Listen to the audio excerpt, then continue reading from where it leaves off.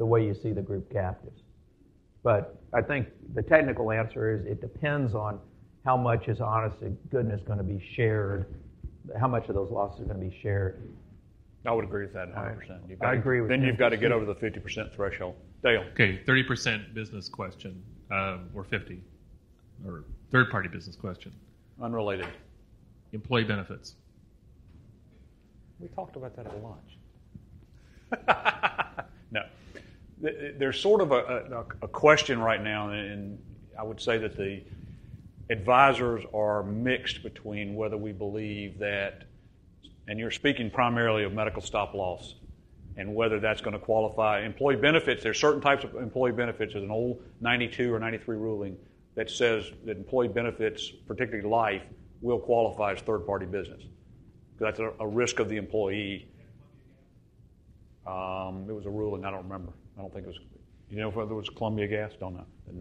But at any rate, so that type works. Now, the question is, does medical stop loss, because that's what we're seeing an awful lot of captives being thrown up now, and using medical stop loss insurance as third-party coverage.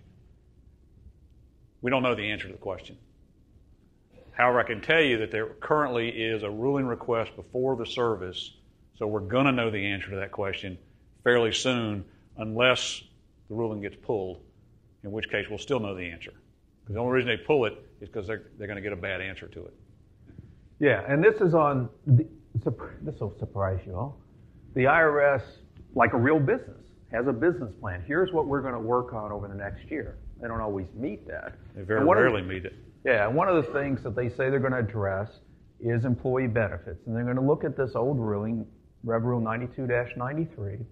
They're going to look at another ruling, 2005-40, which says you can't have insurance if you only have one insured. The Hertz, as Gary was talking about. And we're going to try to reconcile those. And there's a lot of backstory to all this, and there's a Coca-Cola ruling, or a private ruling, an exemption letter.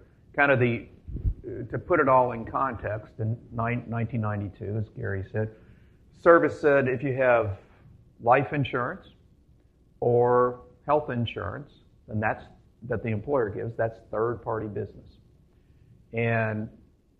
But under ERISA, you have to go to the Department of Labor and get approval if you're insuring, if you're going to insure your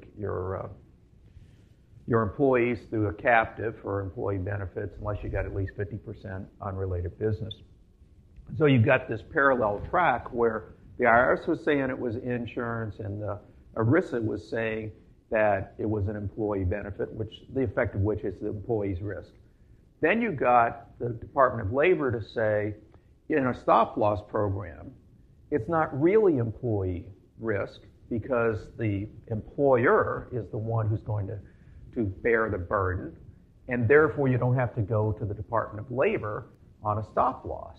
Right. So the question is, when you flip over here to the IRS, is the IRS going to take the same view? And that is where there's a stop-loss, is it really the employer's responsibility, the employer's risk, in which case it's not third party, or is it still the employee's risk? And sort of layer on top of that, the rumor is that what the IRS has in front of it on the business plan is Aviva. And the rumor is they're going to say if you run it through Aviva, then it's unrelated, and if you don't, it's not. But some of that's speculation.